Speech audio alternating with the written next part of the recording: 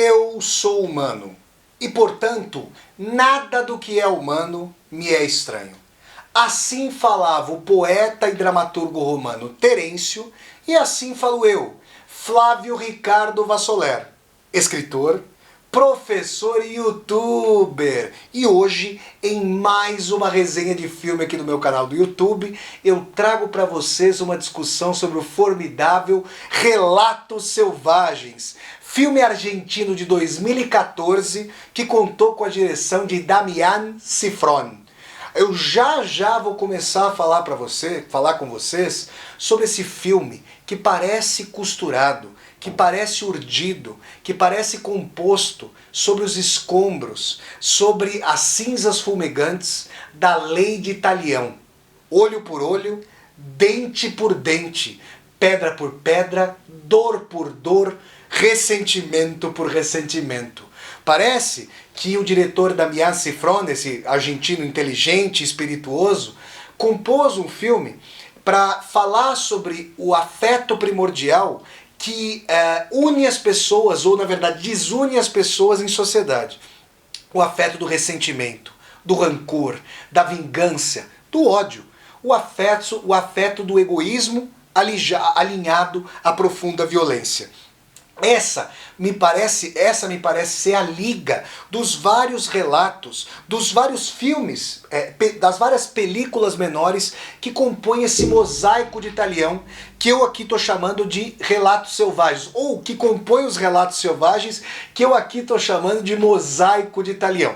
Já eu vou começar a falar para vocês sobre esse belo filme argentino de 2014. Mas antes, eu quero conversar com você que está assistindo a esse vídeo. Se você está chegando pela primeira vez ao canal, se é a primeira vez que você está por aqui, seja muito bem-vinda e bem-vindo. Eu peço que você se inscreva aqui no canal, toque a sinetinha para poder receber as notificações e se, ao fim dessa resenha, você gostar do conteúdo da discussão, dê um like no vídeo, curta o vídeo, dissemine o vídeo pelas redes sociais para que nós possamos chegar a cada vez mais e mais pessoas e deixe o seu comentário aqui embaixo desse vídeo para eu poder conversar com você. Tudo bem?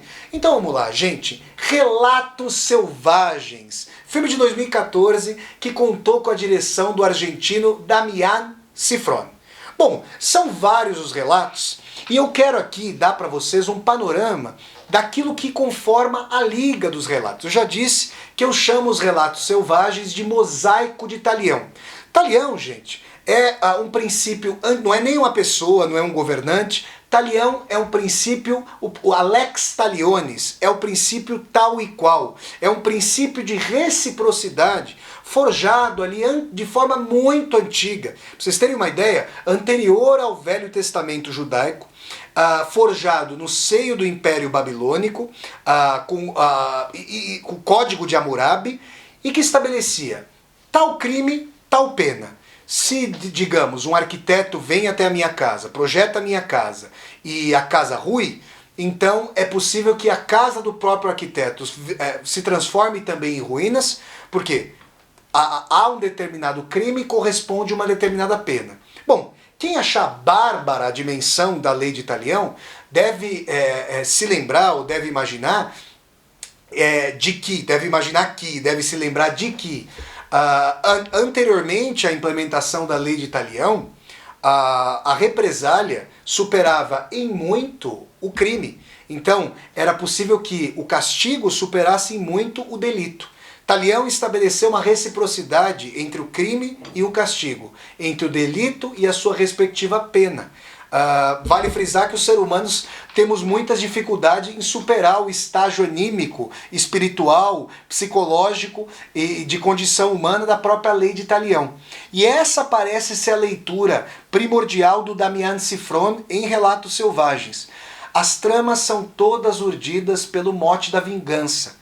E esse mote da vingança alcança várias dimensões da nossa vida. Por exemplo, o primeiro relato, o mais frágil de todos, mas não menos espirituoso e divertido num riso tétrico, daquele que ri até para se defender do horror dos afetos da vingança, encontra uma série de pessoas ali dentro de um avião E essas pessoas vão se dando conta de que elas conhecem um mesmo indivíduo. Esse indivíduo, espirituosamente, havia feito com que as pessoas ganhassem ali passagens aéreas, então ele próprio havia custeado as passagens, lotado um avião com todas essas pessoas, a sua namorada que o traíra, um avaliador ali do conservatório de música que o reprovara no seu exame, o camarada que o traíra com a sua antiga namorada, a sua antiga professora do colégio, todos repletos nesse avião, vão sofrer um acidente comandado pelo próprio rapaz que quer se vingar. E sabem contra quem esse rapaz arremete o avião lotado? Contra a casa de seus próprios pais. Ou seja, tem aqui nesse primeiro relato selvagem, uma dimensão interessante e até metalinguística. Porque se no primeiro relato a personagem arremete um avião lotado com todos os seus antigos algozes, pessoas das quais ele se ressentia, contra a casa de seus progenitores, existe aí uma revolta da personagem contra os pais, ou também uma revolta da personagem contra a própria dimensão autoral.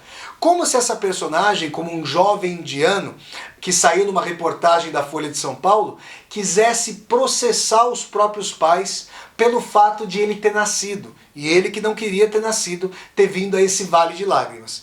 Bom, as histórias vão se sucedendo. Nós temos em uma o Ricardo Darín, que é famoso ator argentino, que é um engenheiro de explosivos e vai se revoltar contra sua esposa, que quando ele ficou desempregado, quis tomar a filha dele, e ele que sempre mantivera a casa, contra a estrutura corrupta de guinchos, de estacionamentos e guinchos em Buenos Aires, ele que vai colocar ali os seus conhecimentos de explosivos contra a própria instituição de trânsito e política, e na cadeia vai ali se reconciliar, supostamente, com a sua esposa e ter a visita da filha. Há também um outro relato selvagem, em que, numa estrada de algum lugar, cruzando os pampas argentinos, numa bela paisagem, um carro mais velho, chega uma hora ali que vai ser ultrapassado por um Audi, por um carro ali de marca, um carro caríssimo, e aí nós temos uma escolha bem propícia do Damián Cifrón das personagens. A pessoa, o motorista que está à frente do carro mais velho, é um verdadeiro brutamontes, um camarada fortíssimo, e o rapaz que está dirigindo o Audi, que está ali todo pimpão, todo cheio de si, dirigindo na estrada ali alta velocidade, é um rapaz ali bem apessoado e que se sente senhor do mundo. Pois bem, num determinado momento do transcurso da estrada, o camarada que está no carro caro, no Audi ali, no carro mais caro, quer simplesmente engolir, como se fosse o Ladinha, o Lada soviético, que o camarada mais pobre está dirigindo. Acontece que esse camarada não quer dar passagem. Ele quer se manter, ele quer se colocar. E aí, gente, o Damián Cifrón encontra, junto com o ressentimento filial, junto com o ressentimento em relação a políticas, instituições públicas, aquilo que eu vou chamar de ressentimento da luta de classes. A dimensão, justamente, de que, em determinado momento, aquele mais pobre, porém mais forte, queria se firmar perante o mais rico. Sabe o que é interessante? Todo o conflito desse específico relato selvagem vai ser colocado como um conflito de luta de classes que depois assume os papéis ali dos seus respectivos atores. Num primeiro momento, o carro mais pobre é simplesmente ultrapassado. Acontece que o carro do mais rico tem um pneu furado. Ele para no acostamento e o carro mais pobre simplesmente vai aproveitar a situação para colocar o seu carro mais pobre em frente ao do mais rico sem que ele possa sair. Ele sai do carro, pega ali uma chave de fenda ou sei lá, um instrumento do carro e começa a arrebentar o vidro do carro mais rico. Só que não se trata apenas, gente, de uma disputa econômica. Tem uma questão aí da própria dimensão de uma virilidade, de um patriarcalismo, de uma noção masculina coisificada. Por quê? Porque quando o carro mais rico foi ultrapassar o carro mais pobre, o motorista ali burguesão xingou o outro, quis humilhar o outro. E agora chegou a hora do mais pobre, que é mais forte fisicamente, passar por cima do seu rival endinheirado. Ele não vai só quebrar o vidro, Ele não vai só entortar a porta, ele vai urinar no vidro, ele vai defecar no vidro, ele vai chamar o outro de covarde, ou seja, ele vai chamar o outro para as raias ali da violência mais rematada.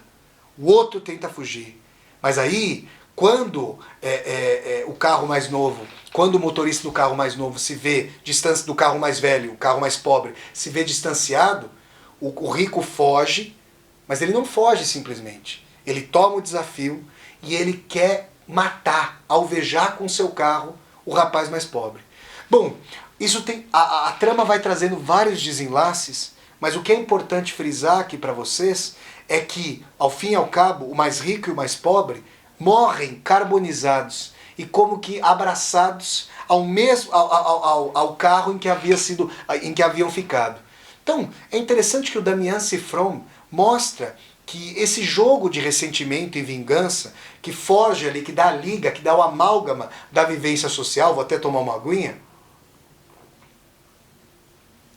todo esse jogo parece ter soma zero, parece ser uma guerra de soma zero. Por quê? Porque, ora, o vitorioso, ou contingencialmente vitorioso, só vai fazer gerar um rescaldo de ressentimento, um rescaldo de vingança, um rescaldo taliônico, que se não puder ser, e eu vou usar o termo aqui, ejaculado, contra aquele que fez, que me aviltou, que me trouxe ali dor, será despejado, será defecado, será ejaculado contra outrem.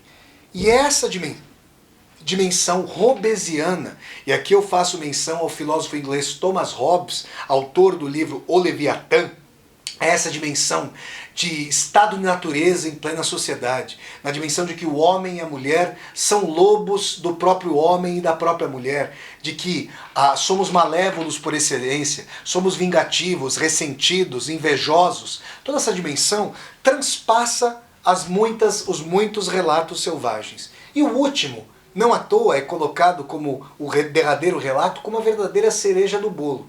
Porque o que nós poderíamos imaginar de momento mais feliz, ainda que contingencialmente feliz, ainda que ilhadamente feliz, do que o matrimônio?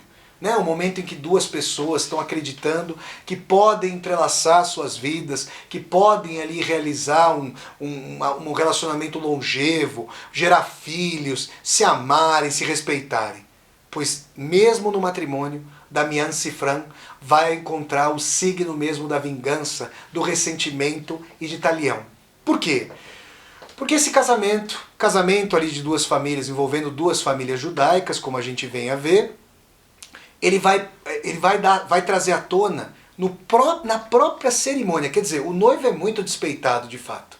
Na própria cerimônia, a noiva, que é uma moça inteligente, vai perceber que o rapaz a está traindo com uma morena muito bonita ali, que está sentada junto a uma das mesas. E ela vai descobrir como.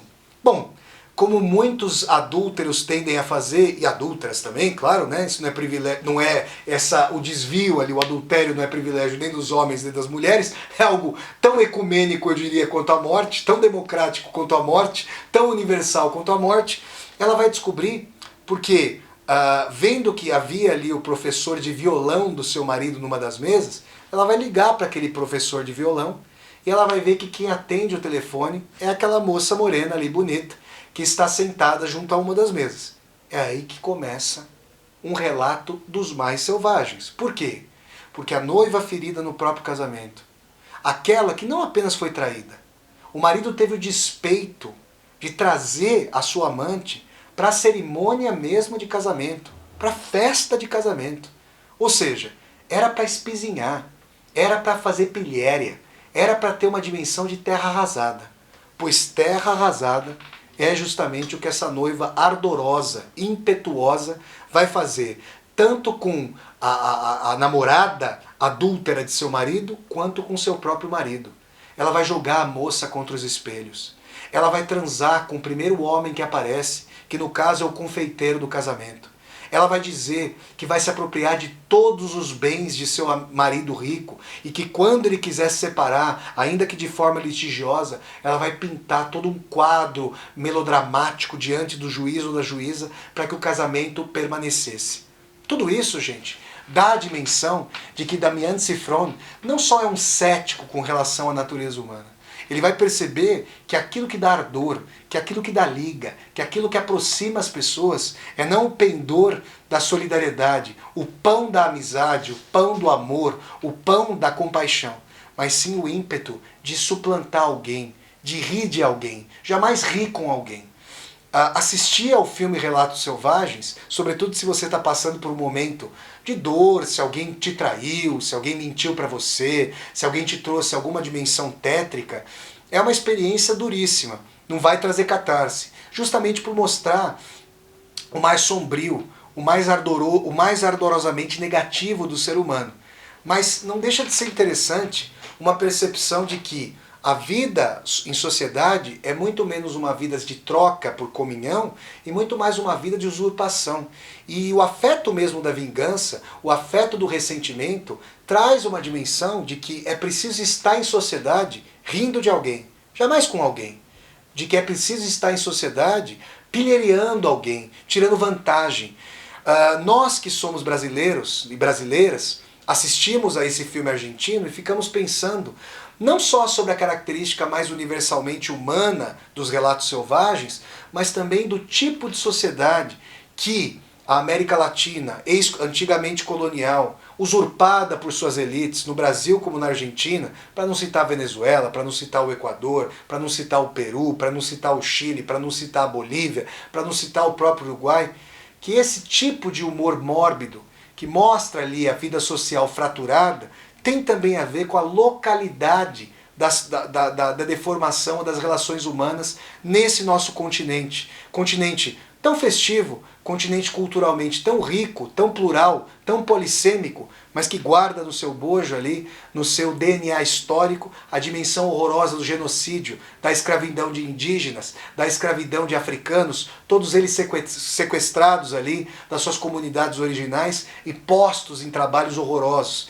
Sociedade que ainda não conseguiu, e há quem diga jamais conseguirá, lidar com o seu quinhão de desigualdade, com o seu horror estrutural alijando as pessoas. É nesse sentido que, mesmo representando as classes mais abastadas, em geral, nos relatos selvagens, Damian Sifron traz o seio mesmo de uma localidade também, de um confronto terceiro-mundista, de espoliação, de desconfiança recíprocas profundas na nossa sociedade. Quero dizer a vocês que eu não estou falando que no primeiro mundo, nos países escandinavos, nos países da Europa Ocidental, não há desconfiança recíproca, não há maldade. Obviamente que eu não sou ingênuo e jamais afirmaria isso.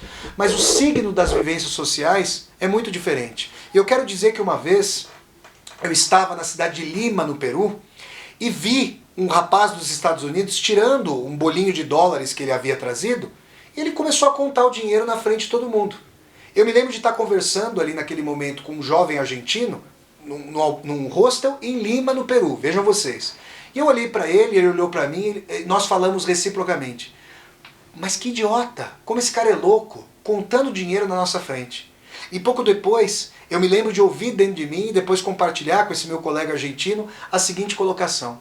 Será que ele é idiota contando dinheiro na nossa frente? Ou a nossa sociedade é tão sociopatológica, é tão excludente, é tão concentracionista, que faz com que uma ação, para ele banal, tenha que ser feita ali às sombras, dada a profunda desigualdade. Então, gente, assistir a Relatos Selvagens é assistir a aspectos da selvageria da condição humana, dos características mais primitivas e vingativas, mas também pensar sobre uma coloração, sobre uma tonalidade efetivamente local dos conflitos encarniçados da América Latina e suas muitas desigualdades. Então é isso, pessoal. Essa foi mais uma resenha de filmes aqui do meu canal do YouTube, envolvendo Relatos Selvagens, obra-prima do cineasta argentino Damian Sifron, filme de 2014. Se vocês gostaram de mais essa resenha de filme aqui do meu canal do YouTube, eu peço que vocês deem um like no vídeo, curtam o vídeo,